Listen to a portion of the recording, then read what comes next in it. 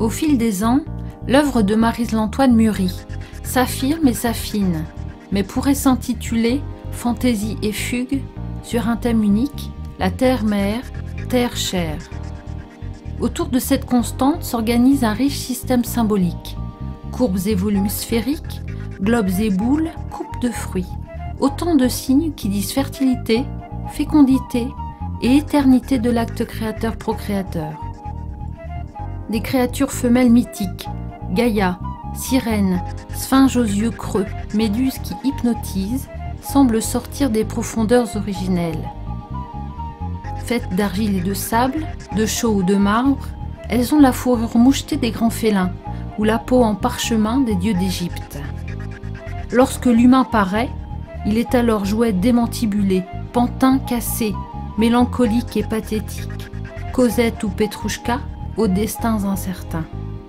Métaphore de l'art et de l'artiste, la pesanteur et la grâce.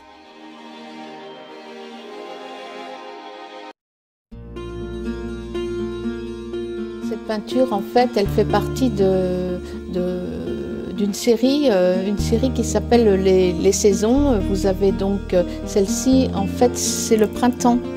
Ce sont des idéogrammes que j'écris d'une façon spontanée. C'est le reflet un peu d'une pensée créatrice qui arrive au bout de mon pinceau. Et voilà, et je pense que c'est le reflet un peu d'une écriture universelle. Donc après il y a un travail toujours de matière, de couleur, avec donc vous voyez que en fait c'est une spirale qui part du centre pour aller vers l'infini. C'est la spirale étant pour moi la féminité, symbole de la féminité. Et vous avez une centralisation qui est organisée autour d'un carré, le carré étant symbole de la terre. Alors ce paravent, c'est pareil, ce sont des pictogrammes et voilà, ce sont toujours des écritures spontanées. Et donc ça raconte une histoire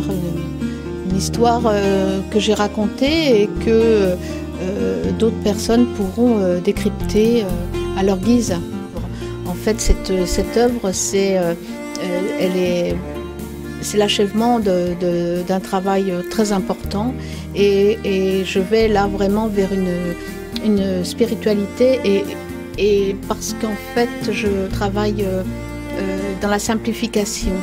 Et c'est également un tournant de mon travail et je vais réaliser des toiles qui seront beaucoup plus calmes et beaucoup plus dans la recherche de teintes et de matières très subtiles où il y aura de moins en moins de figuration.